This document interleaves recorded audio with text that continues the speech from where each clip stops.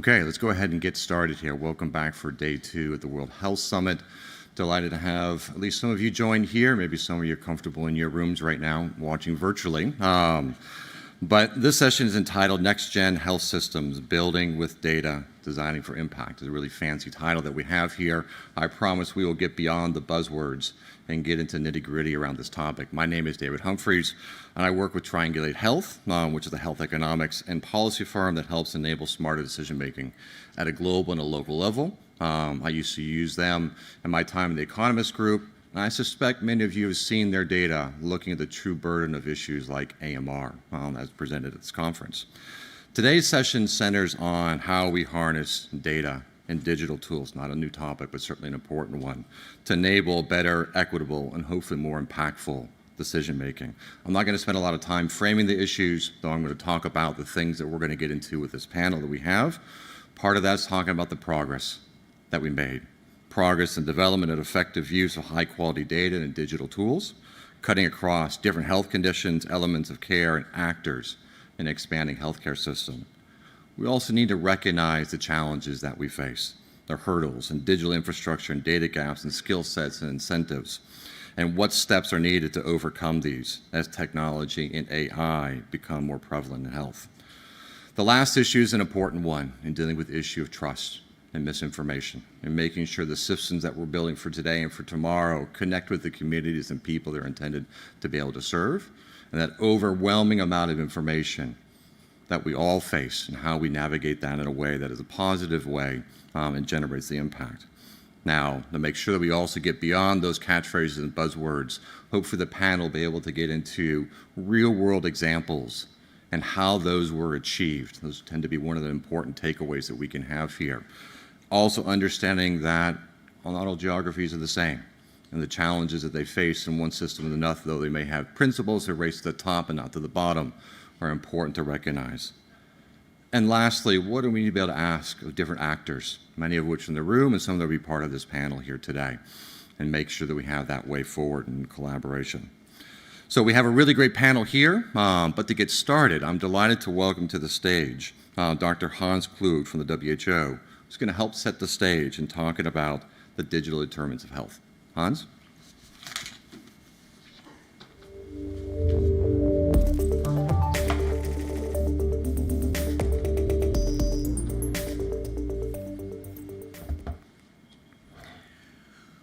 Good morning, everyone, and thank you for joining us. It's a great pleasure, David, to be with such esteemed panel members and to walk you through a little bit of the work that WHO is doing and our principles. So, dear friends, let's start with the big picture. Health systems are caught in the midst of the profound changes our societies are experiencing. 4.5 billion people lack full healthcare coverage. I mean, imagine 4.5 billion. 2 billion people face financial hardship, meaning that they're punished twice. They're sick and then they're pushed into poverty due to ill health. And we foresee a shortfall of 10 to 11 million health workers by 2030, concentrated in lower middle income countries. So at this turning point in history, public health leaders will be judged on one metric: how we will leverage the unprecedented technological advancements at our disposal to achieve better health for more people worldwide. This may seem obvious, but it bears repeating.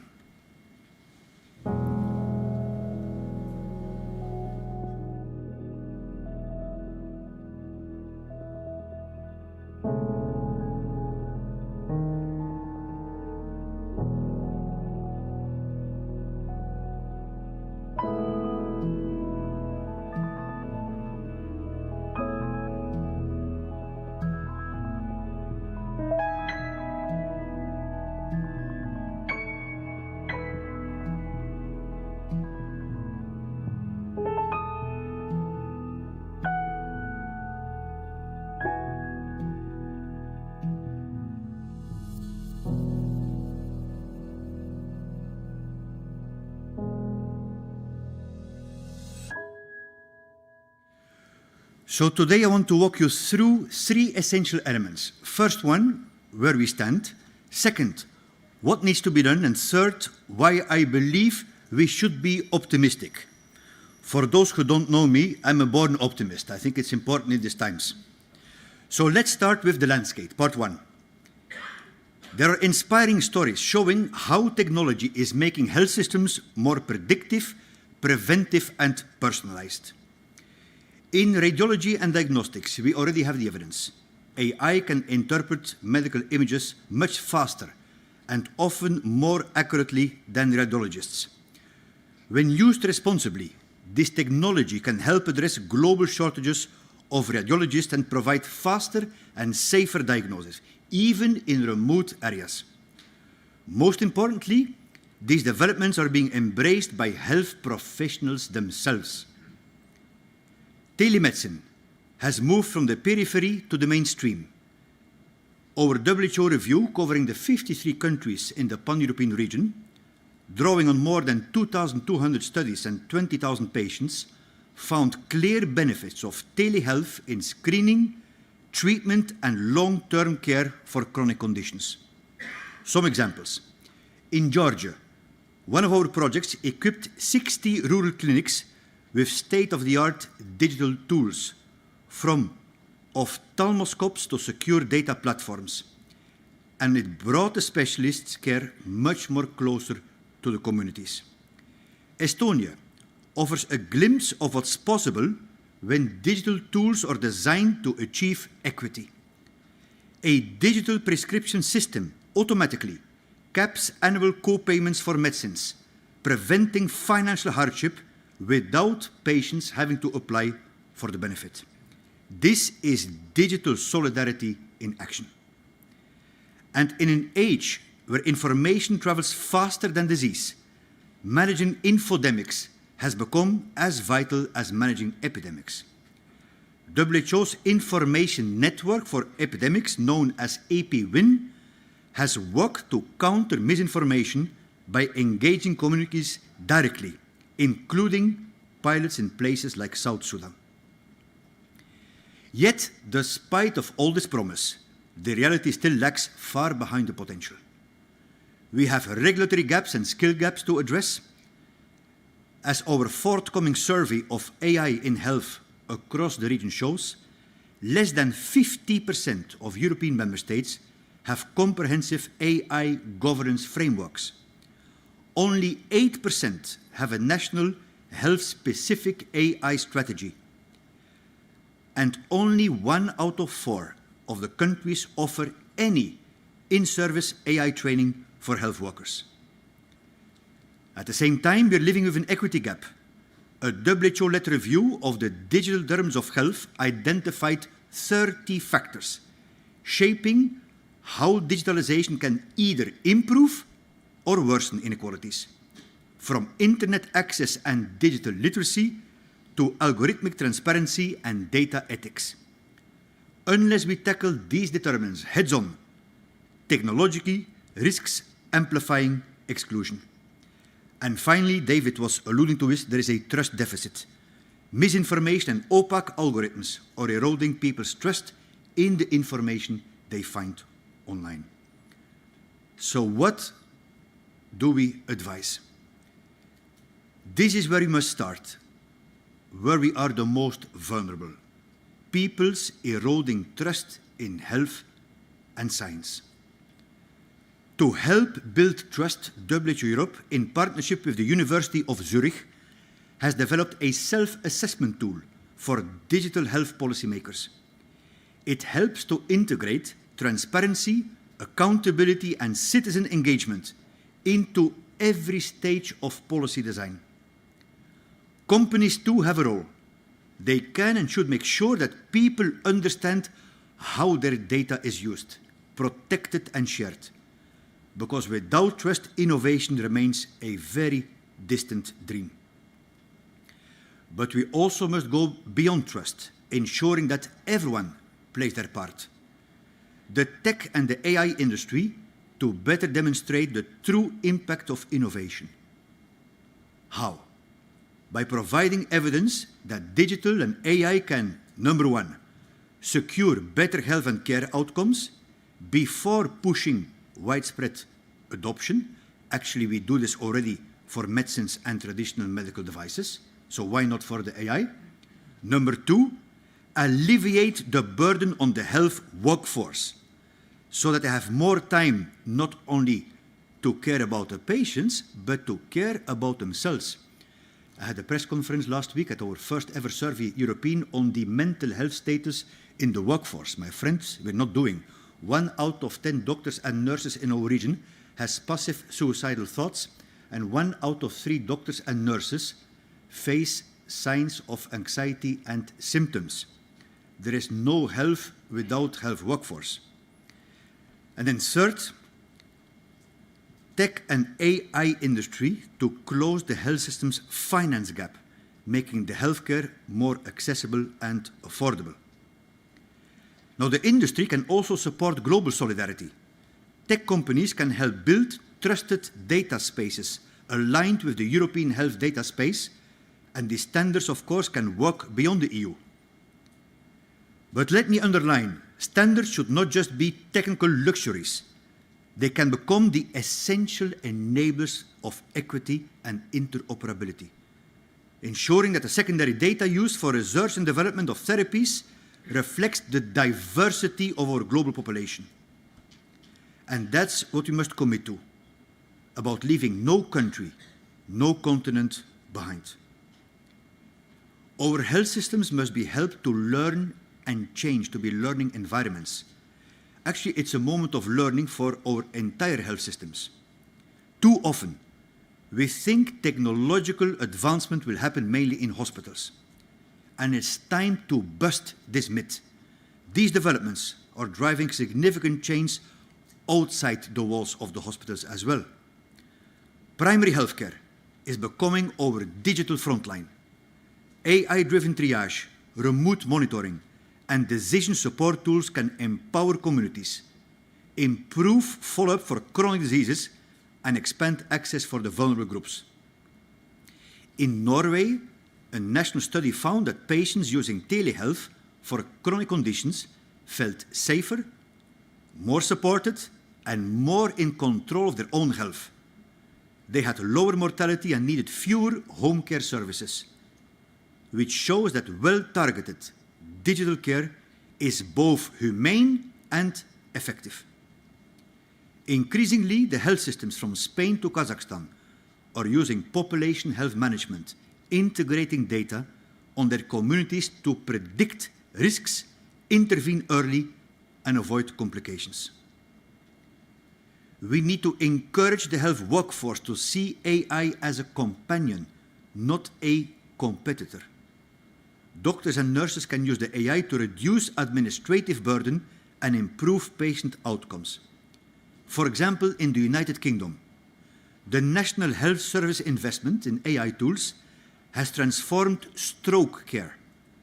Across 37 hospitals, AI imaging increased thrombectomies by 280% and doubled the proportion of patients achieving independence after treatment.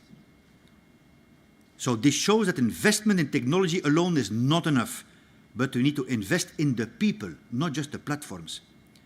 Every health worker deserves the chance to thrive in a digital era, with access to training, tools, and time. And the technology should reduce the burnout and not deepen it. So the lesson is clear. Data must serve the people. With the right foundations, digitalization can make us care smarter, faster, and fairer. I always say, our goal is not to digitize healthcare. That's not our goal. Our goal is to humanize healthcare through digital means. For example, women-centered and community-based tools are expanding access to reproductive and maternal services. Mental health services for young people are increasingly delivered in the digital sphere, which shows that the promise of digital health is not abstract. It's very human. Dear colleagues, the digital transformation of health is not about replacing people with machines. As policymakers, we have a duty to create the right policy and regulatory incentives for technologies to help advancing universal health coverage. And we need a regulatory environment that strikes the right balance, allowing innovation to thrive without creating unnecessary burdens for the industry, while ensuring the right safeguards to avoid harm, particularly of those people who cannot speak up themselves. No country can do this alone. So let us write the rules together to ensure technologies are safe, effective, and cost-efficient. Let us create the systems where technologies increase the productivity of health workers. And let us promote innovation that delivers more and better health and care for every euro or dollar spent. Because when technology serves the people and innovation reflects our values, digital health becomes what it was always meant to be, a pathway to a healthier and fairer future to leave no one behind. Thank you.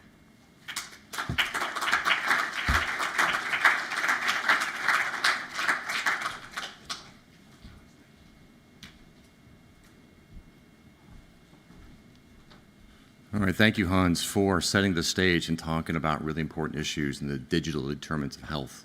I also like a little bit of the optimism that you've expressed, and coming where I come from, I could certainly use it these days. I want to introduce the rest of our panel that we have here. I'm not going to get into their bios. You can find their bios online, though I do want to mention that every one of our panelists, their experience that they have go beyond just the titles that they have today. So with that said, I want to welcome to the stage Dr. Roland Ealing, who's the Chief Medical Officer for Amazon Web Services.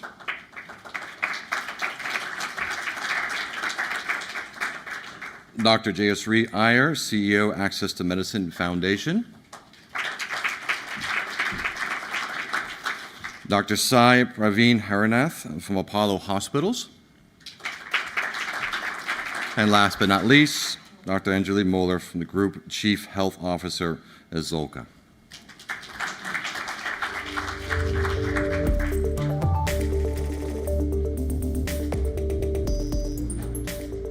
All right, let's get our microphones working here and comfortable. I want to get into the conversation of progress that we've made. We've been talking about data and digital. I've probably seen videos of all of you talking about this for the last 5, 10 years or before that. And so I want to talk about the positive progress. And maybe, Anjali, we can start with you. And where you've seen that progress, and then for our audience to mention a couple of examples and kind of how it got done. So maybe you could talk about that. Yeah, I'd love to. And when you talk about the long journey, I have to smile. As I look out on the audience today, I'm sure that many of us have spent years, even decades, working on data standards, working on data harmonization. Creating standards can sometimes feel like a thankless task. I was admiring the slides there. But I will go into some times where we've been able to really take that work and show tangible patient impact.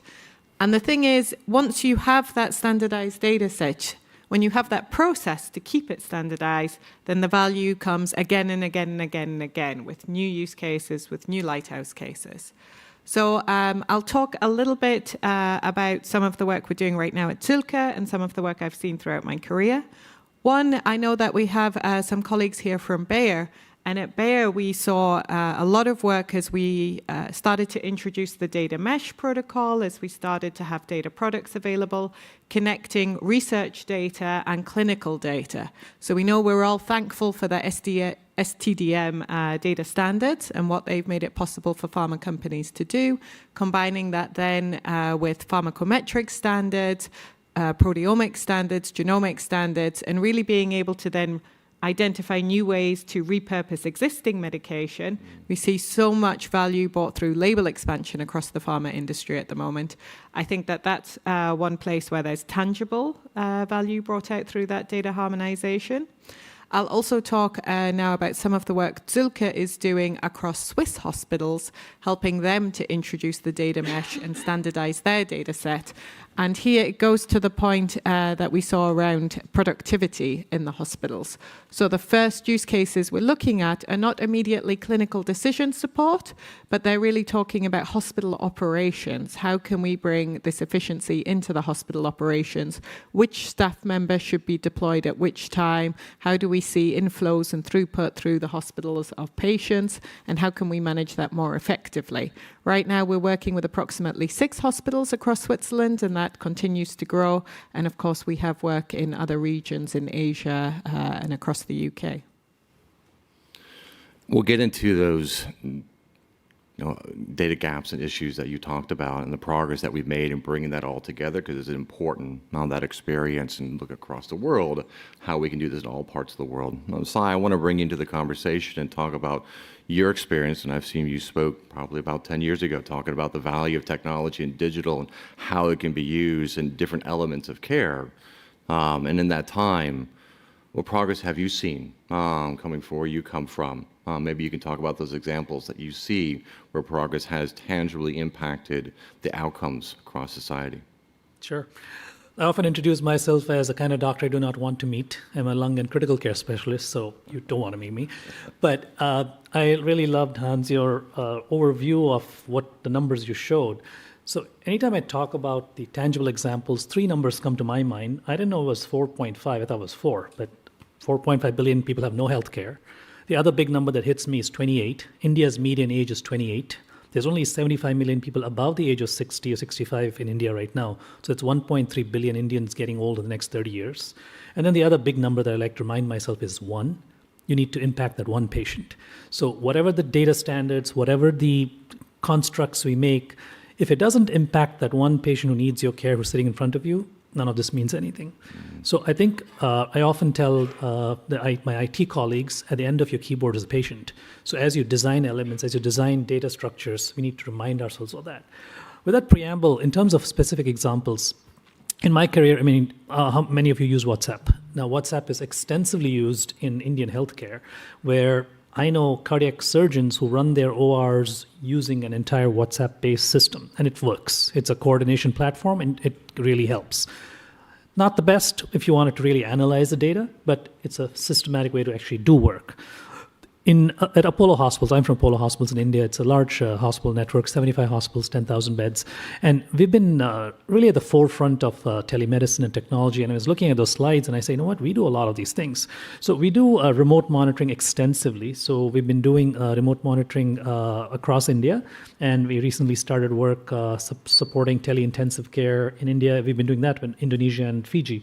I myself am a critical care doctor trained in the US, so I actually do remote critical care for the United States from India for the last 14 years. And when I look at this, when you can actually treat critically ill patients 9,000 miles away, everything else should be a breeze. And I believe it is. We are really underusing the power of remote technology. And I think COVID showed us we could do it, then we forgot about it.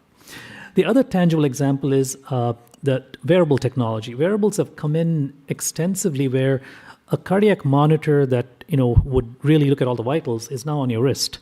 And we are at Apollo using these on-chest patches or under-the-bed sensors, and about 2,000 of our beds are networked.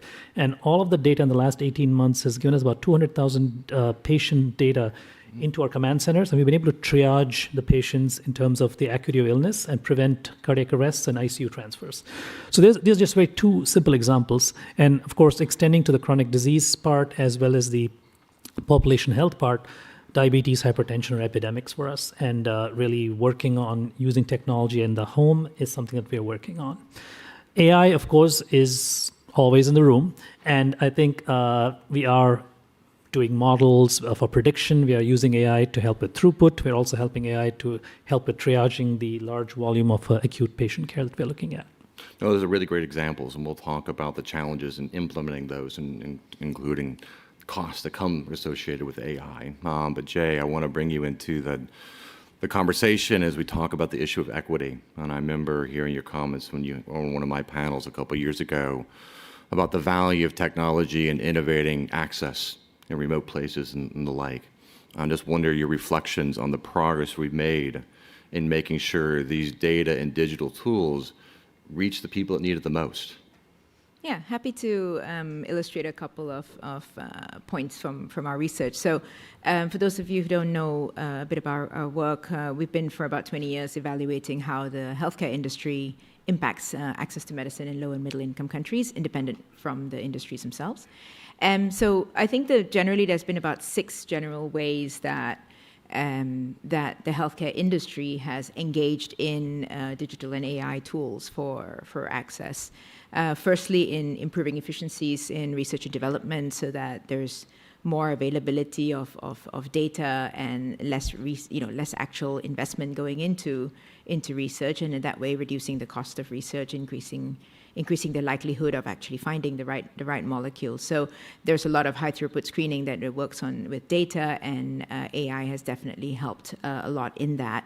An example is Gilead recently expanded its AI partnership with Cognizant, and what they tried to do there is they tried to get improve the internal efficiency. They try to streamline the operations across the different R&D platforms, and in that way try to accelerate drug development itself within their portfolio, but also looking around at wider products that they're keeping their eyes out on for. Another area is really in clinical trial work itself, and this is more global in nature. A number of companies have been really looking at digital and AI tools in improving the efficiency of clinical studies and the outcomes, managing the outcomes and the data that comes from clinical studies and sharing that across the study sites itself. A third one is really in decision making. So, for example, there is, it's a nice example from Sanofi.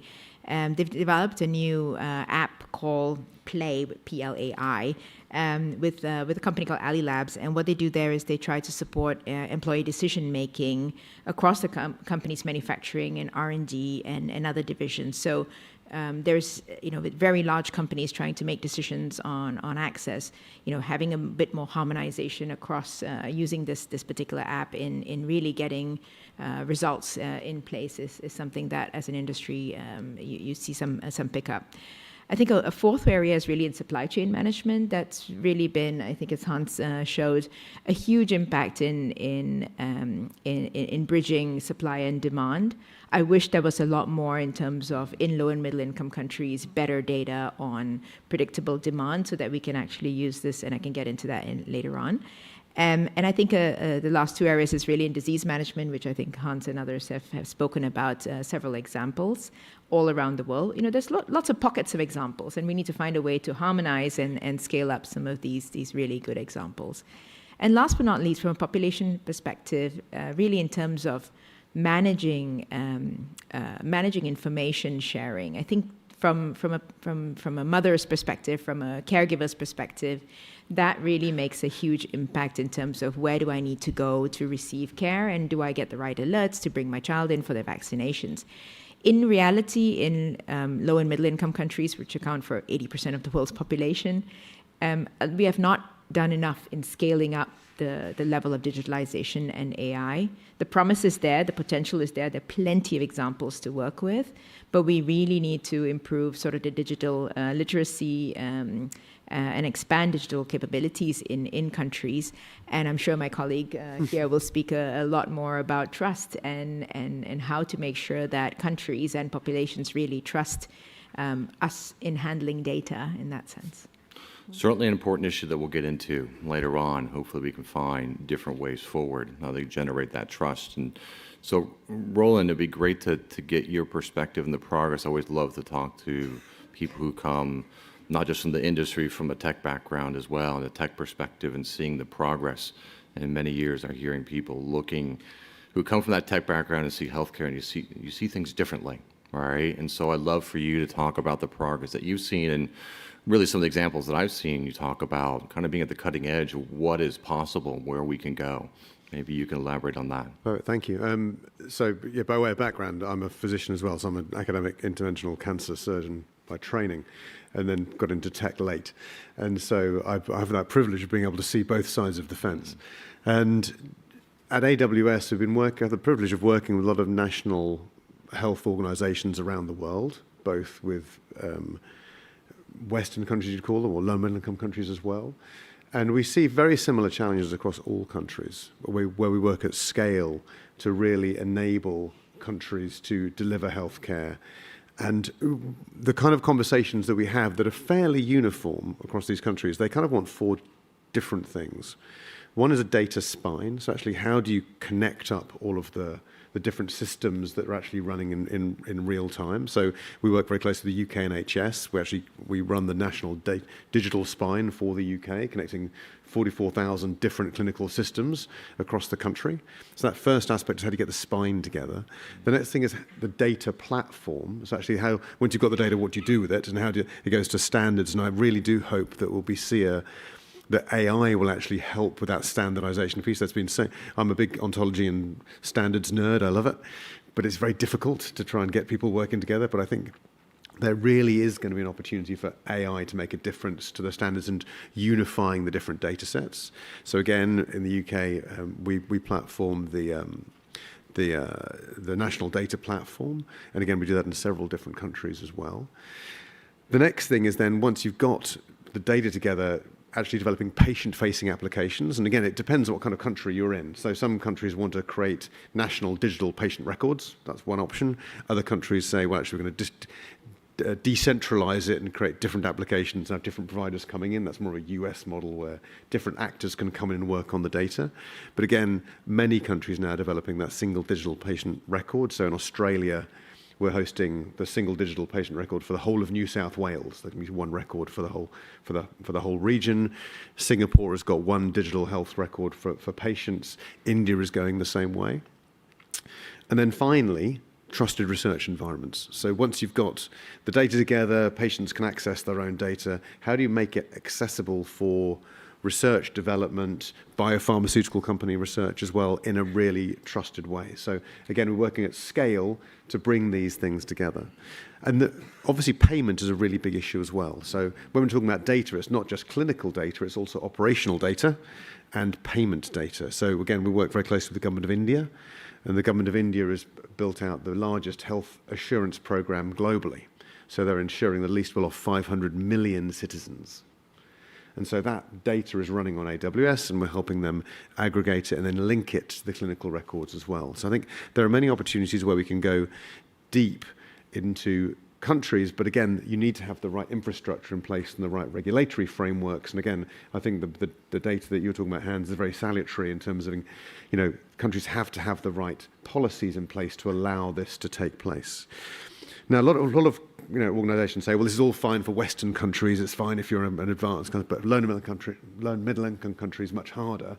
Well, I'd like to push back against that idea as well. I think we're seeing a lot of advancement in low and middle income countries as well. Again, to take examples in Kenya, and the maternal health point you're making, Jay, is we work with Jacaranda Health in Kenya.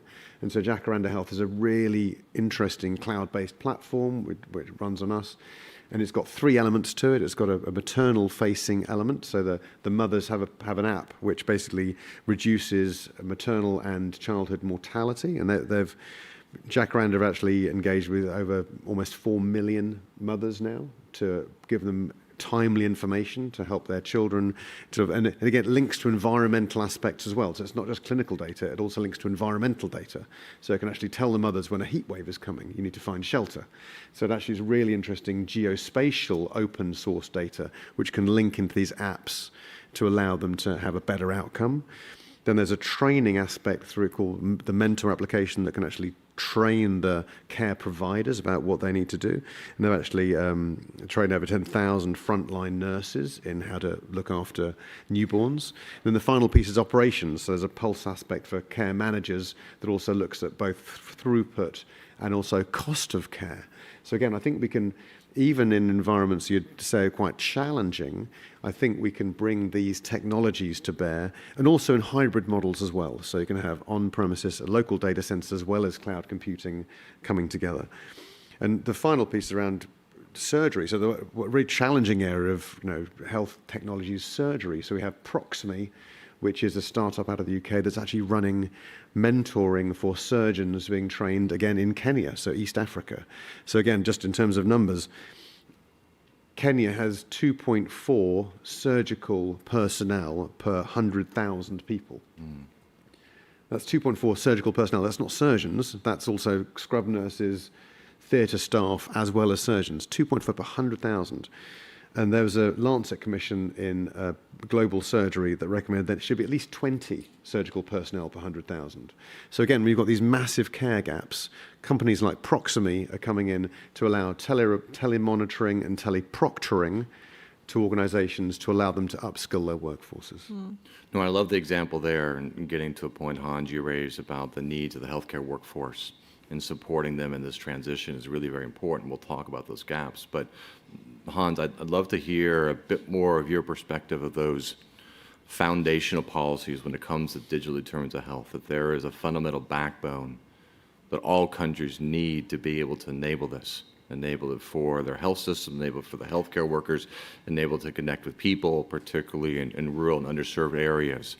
I'm just wondering your perspective of the progress we made in kind of those foundational digital-driven policies, and maybe a couple examples beyond the ones that you've mentioned of where there are countries or governments or the like that are kind of at the forefront of not just thinking of what you need today, but what you need tomorrow to enable all the things and examples we're talking about. Thank you, David. First, I want to acknowledge that indeed there is so much happening. So I think rather than to say that there is a particular country which has worked it out, it's more about looking at what's happening in so many places. And I think we heard the richness. And definitely the European region is not in a place to tell that it's necessarily a frontrunner there. We have to learn a lot in modesty from all the regions. But what we do acknowledge is that it's a lot about the scale-up, really. So what we have done now, we're going to our annual governing board in 2 weeks to the 53 Ministers of Health, will be in Copenhagen. We have a first ever public health innovation strategy, which looks at the public-private partnership. So what we did is to bring together the major, I think 100 private sector innovation hubs with over 53 member states. Because this is a $1 trillion business, and they were very, very keen to help out, frankly speaking, our member states, but they had no clue about what I call the public health pain points. What are the public health issues now? But the CEOs all came, and in the member states know very well what are the public health pain points, obviously, but do not have the capacity. So that is, I think, a very good example also of the power of WHO that doesn't cost money, is the convening power. You bring them together, and there's a lot of goodwill, and you identify what, I mean, they're quite well known, what are the obstacles to scale up, and then you make it happening through a very transparent partnership. But we're still at the early stage over there, but I think that's one point. The second point, I think it comes a lot, and I will always make this point, comes back a lot to the preparedness also of the health workforce. We're going to publish in Malta, mid-November, when we have our region conference on AI, the first study on the status of AI in the pan-European region. And I think it's half of the countries which have a kind of education strategy only, and only 1 out of 4 countries really did the training. That's why last week, and Gundo knows, one of my directors who is here, we did the training ourselves, for all the executive staff, because it's the executives who really have to walk the talk by example. And the people who came to train us were Danish private sector, and congratulating us of being proactive, which I thought was really looking in the country of blind people. The one with one eye is the king, really. But even the Nordic countries, which are the most advanced, have to catch up. So my point is basically that there's a lot of potential to cross-fertilize, but to look to scaling up, not forgetting about the workforce and the people. I always say, if the people understand what's happening, they will have trust. Right? So we have to explain. Whatever decision is made on AI or digital health, explain what is behind. How did you come to this recommendation? So that people feel safe. And you would hope that the educational system is also supporting people and their ability not just to respond to the technology, but to understand it That's certainly something to see. Go ahead. I was going to jump in on that point because I think that's so. We see a very similar thing when we're talking about digital transformation with both national health systems, countries, and individual organisations about how do you get the leadership engaged and the leadership understanding the technology and what it can bring, and that top-down push saying it's to mandate it, I think is really essential. The training of the people is really important as well. And then also it's actually reimagining the processes, because obviously some of the technology that you can bring in, the way that you do things you don't just have to digitize the normal workflows that have been done all the time. So how can you reimagine that piece of the workflow is also quite challenging unless you intentionally go about thinking about it. So let's pivot into the areas that we still need to work on. And I also start from a perspective of data. Having worked a lot in the Latin America region and talking about patient registries, I participated in an event probably a few years ago in a Latin American country, talking about the basic patient registry. And they had experts that were participating in that session and laughed a little bit. They said we had a sign behind them that 20 years ago they were talking about this same initiative in gathering data, and still here they were in lacking information versus other countries that had that leadership and particularly the political will to establish databases they could build up over time and that kind of infrastructure. And Jay, I want to pivot to you and talk about those gaps that we have. I know you've talked about the need for more clinical trials in places like Africa and how that can have positive benefits, including in filling in those data gaps, things that we still do not know. Maybe you could talk more broadly if it's about data gaps or other things that we need to improve upon to make sure all the wonderful potential that we're talking about this panel reaches the people today and even tomorrow. Yeah, happy to. So I think the biggest data gaps or gaps in information and platforms where that's actually shared that has a huge impact on access to healthcare commodities. I mean, that's the space I've been operating in. really is in supply and demand, managing supply and demand of healthcare products. And it's not only about managing stocks, where I think there's been a lot of great examples where data management, AI, information sharing, information harmonization has really helped. But in a lot of areas, we have quite severe market failures where you don't actually know from a production point of view how much demand you actually have in certain countries. You know roughly the need in terms of the burden of disease, but you don't actually know who's able to pay, who's willing to pay, what's the volume of product you need in particular markets, and how long you need particular products to be in the market for. So you need this data in order to procure medicines and health products in a more efficient way. And to me, that would be the dream in the access to medicine space, so that you're having a more stable supply of medicines to deal with some of the stock issues that we have all around the world. This is not only in low and middle income countries. I think a second area is, as there are more pressures around the world and as regulatory systems also get harmonized, there's also complexities that have increased over time. So we do have innovation gaps where there's a number of different products where we need R&D for. We need new products, or we need to adapt existing products to be more suitable for resource-limited settings. And in order for the industry, and this extends beyond the largest companies, of course, also to biotechs and others who are innovating in this space, to really engage in some of these areas, there needs to be better sharing of successful and failed studies in order to actually mine through that data to understand, okay, where can we still operate? So it's not only about compound libraries being screened, it's also about, can we actually mine existing results from studies to figure out what the next generation of products should be on about. A third area I think that we've seen a lot of issues with is really in clinical studies. At the end of one of the biggest issues in health equity is that the products are that are designed in development, they're only designed in a handful of countries around the world, and eventually they get registered in those countries. But they don't get registered and made accessible in wider regions around the world for many reasons, right? But if we can expand clinical trial capacity in these countries or be able to share data coming from these studies to different regions, I think we can improve that accessibility and also accelerate registration. You've seen a lot in the African region with harmonization of data sharing between regulators.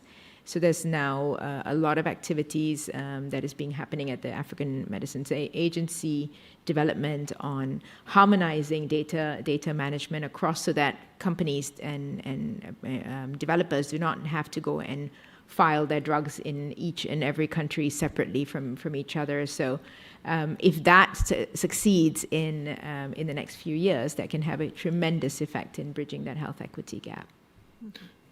Si, maybe you can build upon this or add your perspective, not just from the data gaps, but also important issues like access, and then also make sure that we're thinking holistically, that we look at both sides of the coin, that there are tremendous benefits to this, but there's costs associated with this, and what you're looking for is that net positive outcome. Maybe you can talk about your experience and where we're still lacking, if it's on access, if it's on data gaps, and that kind of full perspective when it comes to cost of AI. Sure. So I think if you look at data gap, again, as a clinician, in India, some doctors see maybe 100 patients a day. They're not going to be documenting extensive notes. In fact, they hardly sometimes write any notes. There's no data about the patient there. About a year ago, I thought, hey, that's a big gap. But now with ambient technology, you can actually overcome that. The ambient AI is going to capture all the elements and get you the data. So nobody needs to type anything in. So everything is going into the data space where you could potentially use that as a data source. And that needs to be obviously curated, et cetera. So that's one part of it. The other bit that's interesting is in clinical trials also, patient-related outcomes are in real-world settings need to be studied in much more detail because the study is very curated and you want to really look at what actually happens in the real world. And there are studies coming out, and I think AI is going to help. I'll give you a thought. It's a little controversial, but even in a randomized controlled trial, half the patients got better without the right treatment. Why? You can call it placebo effect, you can call it whatever you want, but they got better. So how do you explain that? So that's the gap that you need to look at in terms of what patients are looking at when they want trust. And you tell them, hey, this drug's going to work for you. They look at the study and say, hey, you know what? It didn't work for half the people. So, when you're looking at this kind of information availability, so that's a big gap. That's an information asymmetry between the user, the consumer, the patient, and us, the providers. So that's a gap that no one really talked about. It's a chasm, I think. So I think these are three big areas. And kind of going back to what I see as potential challenges, or I think it's going to also be the cost of technology. I think we cannot underestimate the cost. You're very competitive, AWS, that the cloud cost is very good for us. But at the same time, if you think about the environmental cost, the water cost, the energy cost, there's an article 2 days ago in the New York Times saying AI should be regulated like nuclear weapons. And I heard people are looking at nuclear energy to fund AI. So when we think about the energy cost of it, it's not trivial. I'm sure half of you have used ChatGPT in the last 1 week. So if you think about those kinds of usage in the hands of people, it's giant amounts of energy. So how are you going to handle that? So I'm also hopeful for that because I think the AI will learn to optimize and maybe the energy usage will come down. But I think these are questions we should start pondering now as we're at an inflection point where it's really going to be everywhere for everything. Hans, I'm keen to talk about the front line that you mentioned in your presentation. And of course, healthcare workers are part of that. Primary healthcare, which is an area that there's been long emphasis in making sure that works, particularly in a modern world where consumer and how they get their information is very different than it used to be in the past. Talk about the gaps that exist, particularly in primary health care, so that front line can be prepared to deal with their patients and consumers and individuals that they work with all the time, and thinking more holistically of that primary care isn't just your traditional general practitioner. It is your pharmacy. It is your local health center. It is the people you go to support you for things like mental health. So let's talk about that front line. So I want to make sure they're also not left behind. Yes, we have made primary healthcare a special initiative in the European region, cross-cutting. we calculated that globally there are 45 billion consultations every year by primary healthcare doctors, nurses, practitioners. So if you just think about that opportunity, this is more than 45 billion encounters, because we saw that during the COVID-19, the people who were trusted the most until the last were the primary healthcare doctors. Up to 70% of the population trusted them. So it are basically 45 billion opportunities, touch points, between the people and the health workers to create trust, to keep pregnant women and children safe, as you say, for mental health. Also in many regions, be it in India or Europe with the aging population, to keep elderly people longer at home. So primary healthcare, if well-resourced and if digitized, is the gateway to the solution of a lot of challenges that we face. I used to say, as a previous director of health system, there is no magic bullet point. Actually, there is a magic bullet point. It's called primary healthcare.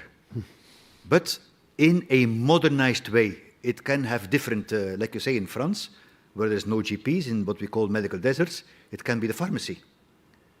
We have established 3 WHO primary healthcare demonstration platforms in our region. One in Spain has a very strong primary healthcare. One in Kazakhstan, which is multidisciplinary, integrating psychologists and dietitians into the primary healthcare team. And one in rural Sweden, in an area with one person living in an area as large as Switzerland, almost unreachable during the winter, where the ICUs are managed basically by nurses and the doctor sitting in Stockholm. But again, it comes back that if we don't have health workers, David, then what are we talking about?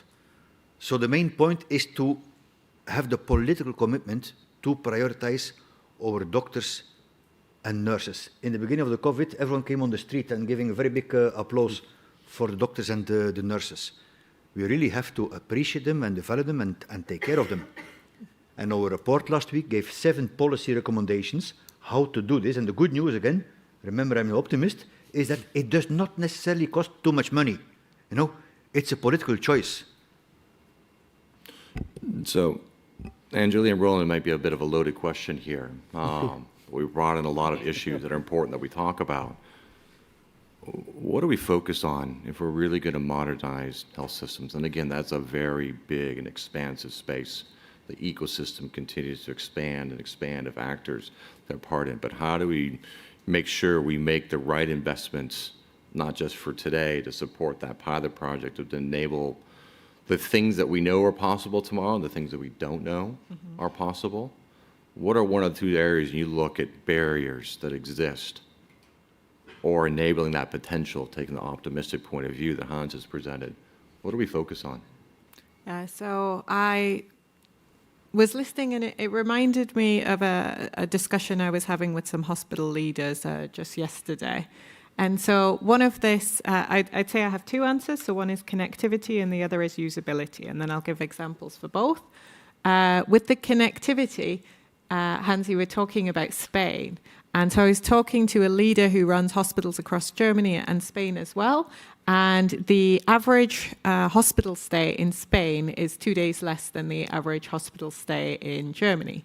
And the reason for that is that we have to, in Germany, have our bloods and our samples taken in the hospital as part of the hospital visit usually.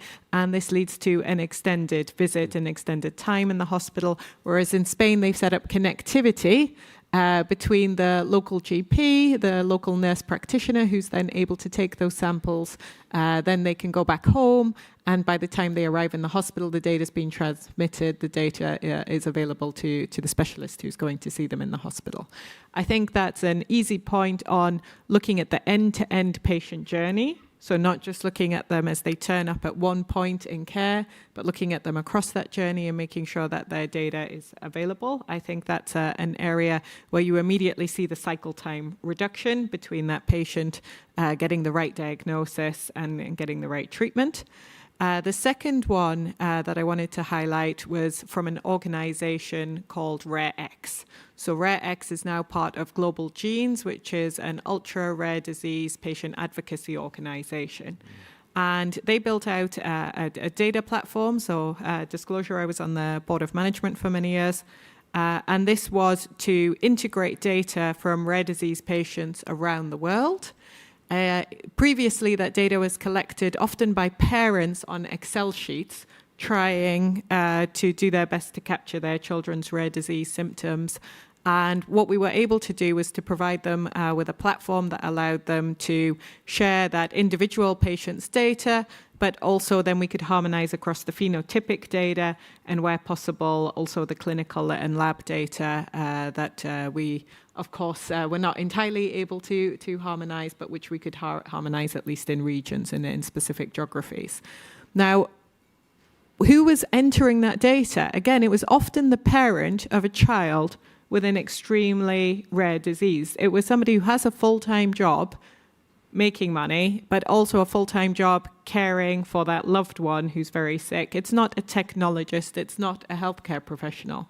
And so we went in with the patient advocacy groups and we really co-designed those interfaces together with those parents. We said, what is going to be easy for you? And we heard about wearables here as much as possible, where we were working sometimes in wealthier areas and wearables were available, collecting that data automatically without any data entry need, working also with the physicians to see where they could complement the data sets being provided through the patient-reported outcomes. So I think that co-creation, data and artificial intelligence, the technology is already there. We have fantastic technologist leaders here on stage. The technology is there. It's really, is it going to be easy for the caregivers, for the patients, for the healthcare professionals to use? Because these are overworked individuals, these are vulnerable individuals, and if it's not easy, it just won't be used.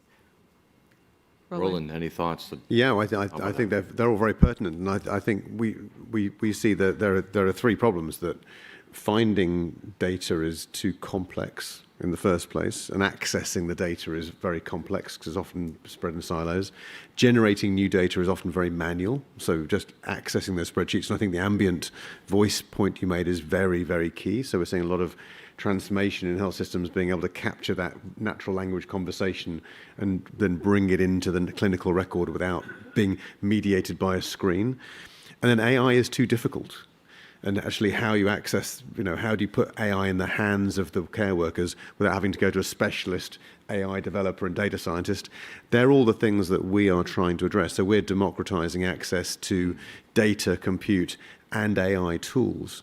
And so an example, again, but there's a lot of Spanish examples going on, but an example I'll give is and also relates to primary care, Hans, which is we work with a group of primary care in southern Spain, in Catalonia, in order to provide clinical decision support at the point of need. And so by taking some of these large language models, you're able to take the corpus of clinical decision support. So normally the primary care doctors have a big PDF book of things they could do if faced with certain conditions. It's very difficult to consume that information when sitting in front of a patient.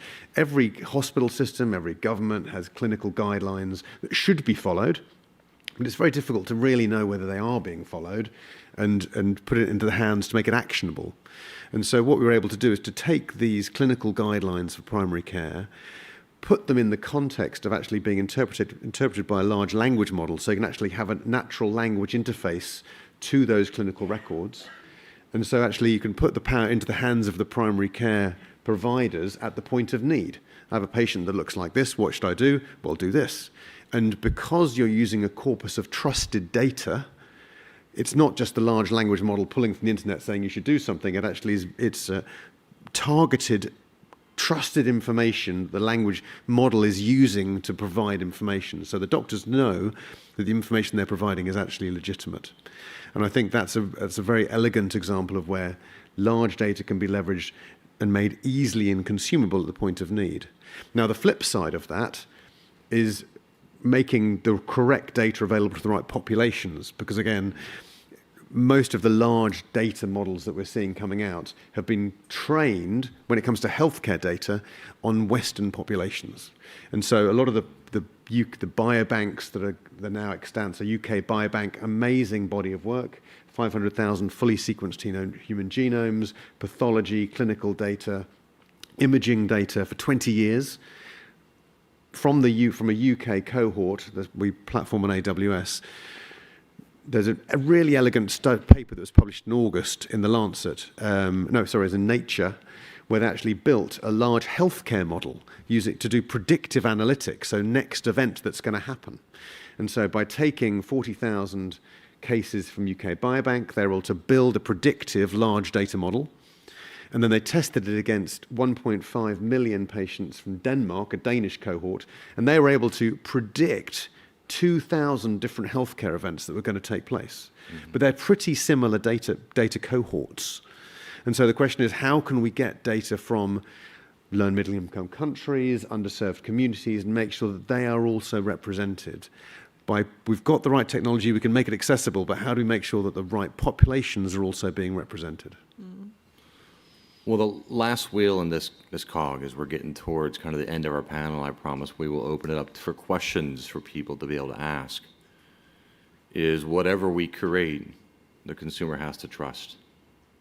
The consumer has to be able to react to it, and also understand the consumer isn't just the individual, it is the caregiver, it is the community, it is the doctors themselves. If you ask doctors in health systems around the world, this is not their first run around with AI. And making sure they understand it and it meets their expectations, and if it is artificial or augmented in terms of intelligence, and it enables better decision making. I'm also reminded of being on stage probably 2 years ago, talking about the issue of climate change and health, and a minister of health in Brazil talked about the single biggest risk that she saw, not around climate change, not around health, but it was around misinformation. And so, Jay and Sai, I wonder, how do we enable and systematize the concept of trust and help people with an overwhelming amount of information that is out there, and allow them to take the right decisions for them and for their families, and to engage and feel that they can trust the care guidelines are being given, because we're talking about things that are rightfully very different from what they've experienced. If I would go first, mothers. What do I mean? Indonesian health minister realized that mothers in his country take care of diarrhea, cough, cold, fever for their kids. Why can't they become health advocates for diabetes and hypertension? So immediately had a workforce of 1 million mothers who can now actually manage chronic disease if they were taught. That comes in the trust factor. Can you identify in each patient cohort or family who is their trusted person? Not an easy thing to do, but it's often the primary care provider, and it's a primary care doc, the family practice doc. So I think we should upskill the primary care doc, who might be entering another generation, they might be getting older, but there is a need to upskill folks already working and show them how much easier their workday could be if they use these tools. The optimistic part, I'm an optimist too, is about the younger generation who are getting this fed right from their birth. So they know they're grown up with it. So it's not different or foreign to them. So that, I think, is a huge factor that's going to play a big impact. I think technologists and companies should be very transparent about where they got the data from, how they trained it, and then the explainability factor. The one thing I've also not seen in the literature at wide scale is I'm getting now 86,400 heartbeats recorded, or whatever, the gigantic number of information from every patient, which medicine has never even looked at before. We were checking blood pressures once every 3 months or once a year. Now you have 1 million data points. What does it even mean? What's normal, what's not normal? How do you connect that to the biology of the human being or of life? That needs to be looked at. If you look at HRV, heart rate variability, amazing linkage with mortality, but we really don't know why. That's not molecularly explained yet. So there's this whole gap of why something works, and I'm sure some of you have heard, but I can detect pulmonary artery pressure from the voice. I was like, really? But if you think about it, you can't. So there's a lot of these things which are going to come out, which would be like magical if you think about it, but there's an explanation. So I think the trust factor is going to be explainability, as well as using human beings to be the anchors for the data. Jay? Yeah, so I think that we shouldn't underestimate the power of community health workers when they actually get a chance to use a product that helps in decision making and see the real outcomes for not just one patient, but multitudes of the patients, because at the end of it, the overworked, underpaid caregiver, the healthcare worker that actually has to see that volume of patients around can be helped in terms of the decision tree, right? So one of the biggest opportunities I see is if we can be better in terms of explaining some of these good examples, and really get the community health workers to have access to some of these examples. There's a great tool, just a simple example. There's a great tool that actually helps in safe deliveries, where you can in one screen get to see all the different components that a mother is going through, and you can also detect the baby's vitals, and you can see it in one screen, so you can actually make decisions on, okay, when do I need to elevate what intervention, right? So it helps in decision making, and if that ends up saving the lives of mothers and babies as they're being born, and volumes of many mothers and babies being born, the community health workers become the advocates of why data and tools that actually enable better decision making are actually good for society and good for communities. So at the end, I think it's down to the people that are already being trusted, which are the healthcare workers, to be that strong voice. On the other side, I think we're in a situation globally where there's really a significant lack of trust in leadership, in government, in big industries in that sense. And they are the decision makers who determine what level of innovation, what level of access we can have. So the only message I would have there is, when a large industry or a government has a strategy or has an approach that they're working on, and they make a commitment to say, we are going to do X. If you keep your commitments, people start trusting you. If you can show that it is actually safe, if you're transparent about how data is, go back to Hans's word, used and safe for use, and you're transparent about that, I think you end up building that trust back into the industries and the governments that are making the big commitments. Well, I'm glad that you brought up the issue of community, and I would expand the concept of community health workers to organizations that are inside and outside of health. It's one of the great lessons that we learned during the pandemic. Who is the real trusted voice? It may be your local pharmacist, it may be your local teacher, it may be other community leaders, and to engage them, let them be part of it, not just teach them, but to be part of it, so they can go back and say, we can trust this because we had a role in that process. Is really very important. But Hans, talk about that ask and those commitments from actors. There's this expansive ecosystem as to develop trust, because it isn't just a single entity that can do it and wave a magic wand. It does require leadership. It requires maybe a different level of collaboration, maybe a different level of transparency that goes beyond words. Talk about how do we get there and generate that level of trust and ask for particular actors in this system. My general principle has been to walk the talk ourselves, right? But before you ask someone, get your own house in order, do it at a high level, and on the trust. Being in my position, I mean, if we provide affordable, safe care to the people, that's what creates trust. If you're a mother alone with 4 children and one of the child has a rare disease, but you know that your government is going to take care of you and to provide that very expensive treatment, that you don't have to choose between, am I going to save my one child or to choose the other child can go to the school? I mean, that's how you create trust. Then you will have trust in your government, and a lot is possible. So I think it comes down to a lot of common sense and humanity in this very divided world. And as part of that common sense, Angeline, you've mentioned before of how can we not just be transparent, but have shared and measurable outcomes. We talk a lot about that. Can we work towards the same goal, but do it in a way that is really transparent? Because the perception right now is people working towards their own self-interest. And I don't think that's necessarily the case, but that's the perception. That perception versus a reality we have to assume is part of something we have to solve to build up that trust. How do we work towards that? Well, maybe take that into 2 parts. So one part is on the measurable outcomes, I think almost everyone here, as I look across the audience and I think about the organizations, the companies, the NGOs, the government agencies that you represent, I know that your organization will have KPIs and outcomes. I think the real power is when we come together, and I know we already do that in certain instances in alliances and in consortia, and then we keep those measurable outcomes that we jointly commit to in those consortia, in those alliances, and we allow ourselves to be publicly tracked to see if we make them. So one of the roles I have is as an advisor to UKRI, which is a government organisation, UK Research and Innovation in the UK.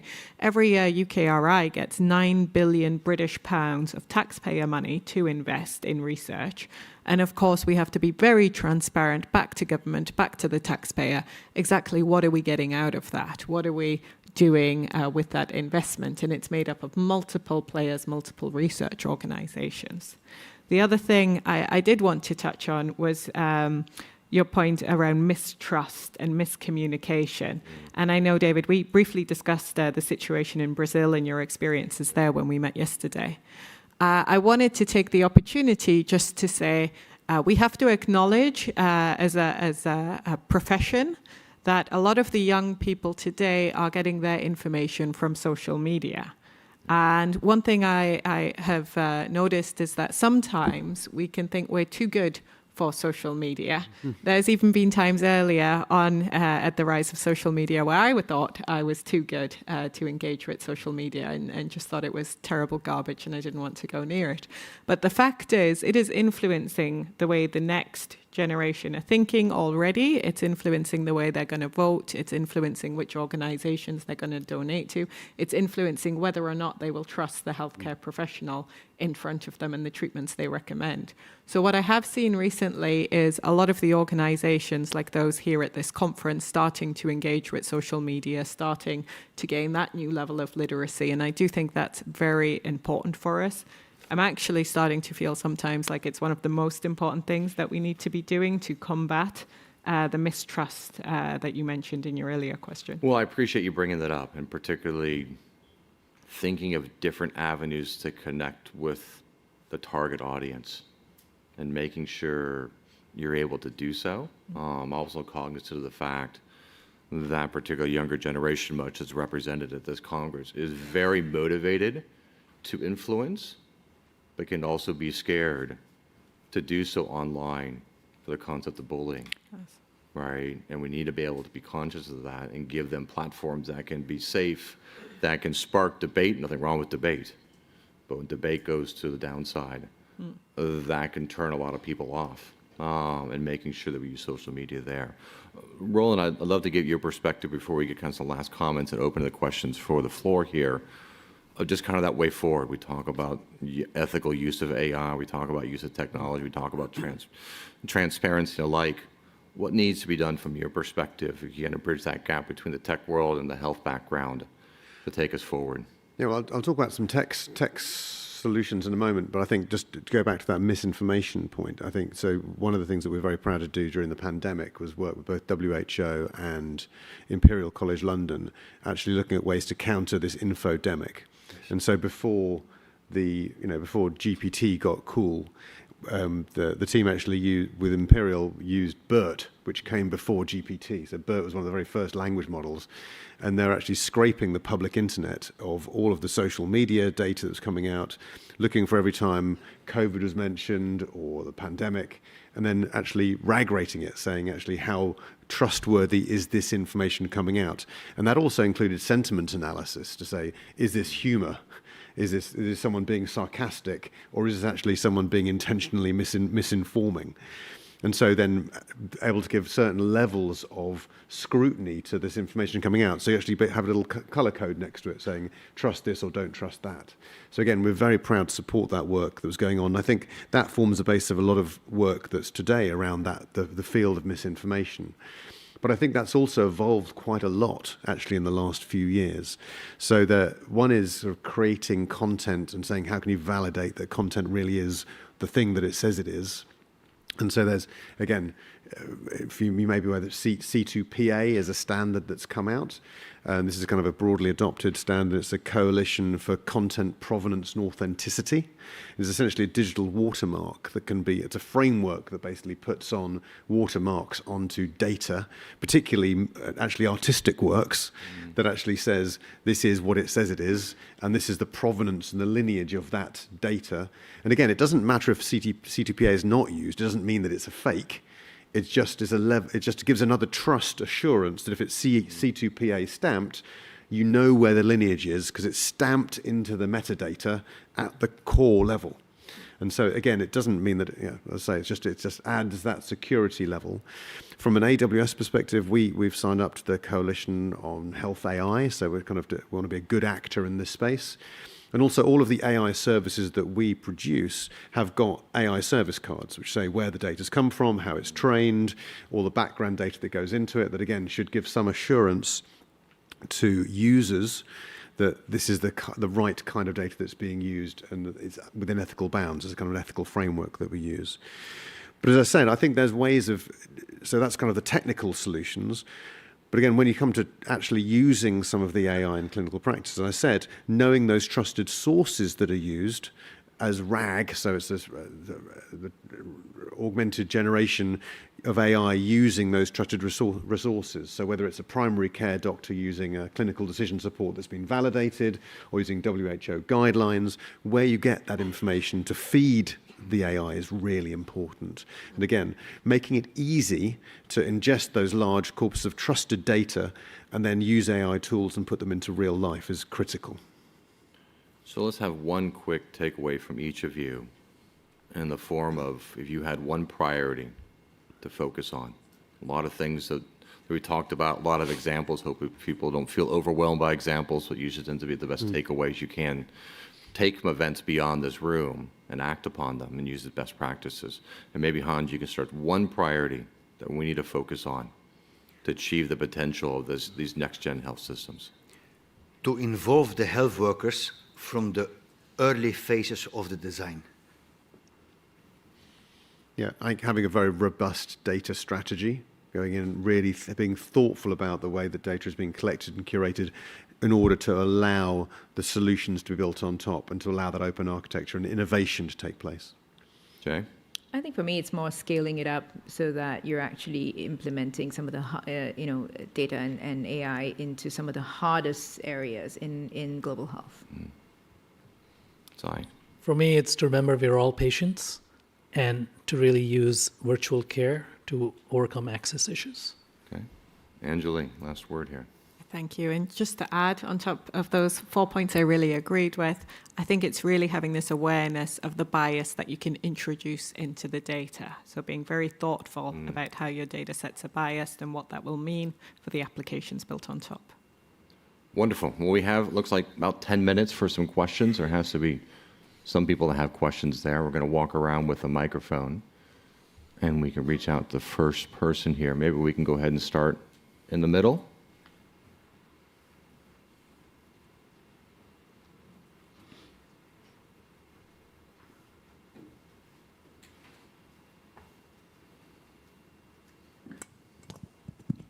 Okay, thank you so much for the discussion. My name is Carlos Matos Carvalho. I'm a medical student from Portugal, and my question is: we have been talking about how data can contribute to transform the future of health systems. So one of our main concerns is privacy, to make these systems trustworthy. So my question focused discussion on medical students and about your perspective about the extension of the accessibility we should have to this data. Which placement and access do you believe medical students should have regarding this data and the building of these next-gen health systems? How do you believe this should be regulated? Thank you for the question. Who wants to address this issue? Can maybe offer a small thought.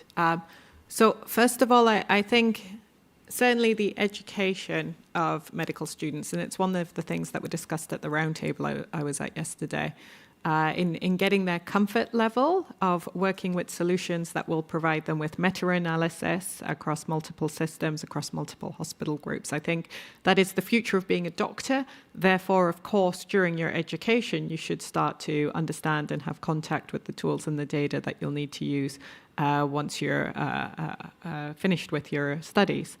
At the same time, I think whenever I look at patient access, we have normally role-based access in any type of organization we're working with, whether it's a hospital, a medtech company, a patient advocacy organization, or a pharmaceutical company.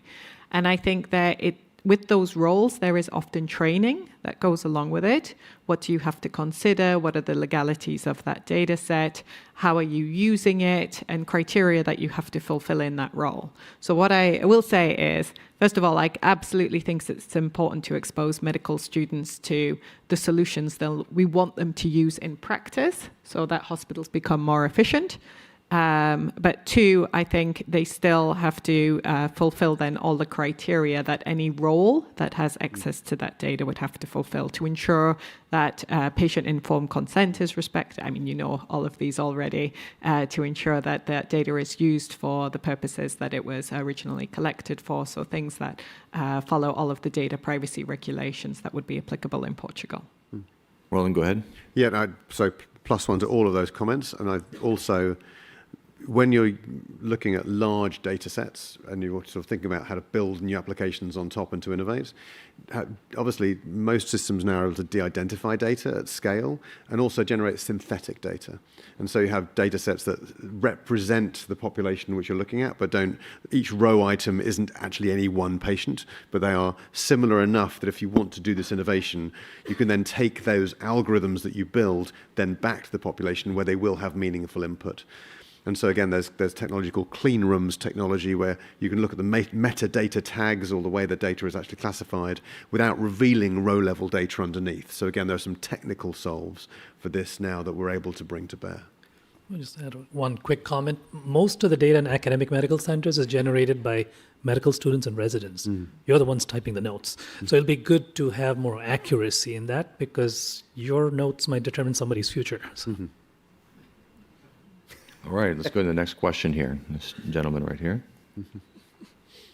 Hi, I'm Dr. Shivam Natarajan. I'm a surgeon by background, and I do a lot of work in AI, so I'm a convert and not a Luddite. And Sai, I used to work with Apollo Hospitals Group. I just want to ask a question linking between explainability that you mentioned about HRV. I do a lot of work around HRV, and I struggle with that problem of explainability versus access. Hence, we talked about access just before the call.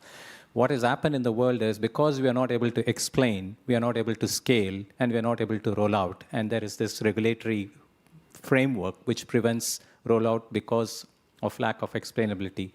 The way we overcome explainability is with proof of concepts. But we are never able to scale a proof of concepts to the size that you want so that it can go across the world. So where is that way of bridging that gap through organizations like WHO and organizations like our private infrastructure who are willing to go and penetrate the market, but we are stuck in that gap? So maybe Sai and Hans could help me answer that. Hans, go ahead and I'll answer it. Thank you. It touched a bit upon the point that I told about the convening mandate of WHO. Of course, there is no global governance framework on AI. Right? There is WHO, UN, G7, OECD is providing kind of treaties, principles, but it's not binding. So I think we are calling upon everyone to join and to make this happening for the sake of the humanity, because we have to be careful that this whole space is not being led just by the most powerful actors with military purposes, which sometimes gives a little bit of depression. So in that sense, I think a summit like we are doing here, sit together, what we are doing in Europe to bring private sector and public sector together. And ultimately, if I speak daily with the 53 Ministers of Health, there is a very genuine intention to make this happening, not at least because of the financial deficit. AI is not there to solve that one, it's to humanize healthcare. But of course, it has a very efficient component as well. I'm going to touch on what Hans talked in his talk about digital therapeutics are therapeutics. You need to prove that they work. So I think it's important to do that. But that being said, people will do what they want to do. They may or may not take the pill. They may or may not take the technology. Or they might use something totally different which you're not recommending. So that X factor is something we can't control as much, but there is where information comes in. You give them the best available information, and as people learn to trust the information, they will go that route. But I do think there's a huge need for basic research into explainability, because that'll uncover, I think, new solutions for healthcare. All right, next questions. Maybe we can work towards the middle here.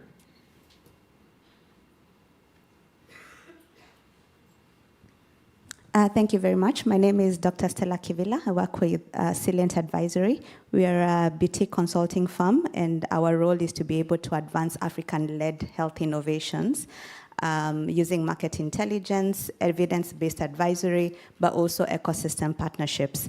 Now, what we have seen in Africa, especially after scanning over 3,000 innovations, is that the people who are closest to the problem are the people who innovate for the problem. And they're doing amazing jobs. So the problem used to be scaling them into national health systems. So when Jay was talking about supply chain innovation, we have been able to discover a model of integrating that at scale. Now, everyone has talked about a top-down model in regards to working with the national health systems. What we've done is actually a bottom-up model where we are getting the homegrown solutions to be able to be integrated at scale. Now, my question is, have you discovered ways of solving that data fragmentation? Because you have all these solutions doing amazing work, community health systems, you have supply chain innovation systems, there are small innovators being integrated at scale, but then the question is, how do we design for data and designing for impact? Thanks. It's a good question. Who wants that? Well, I can. So Jacaranda Health that I mentioned earlier that came out of Kenya was born in Kenya on the ground, sort of addressing those maternal health needs.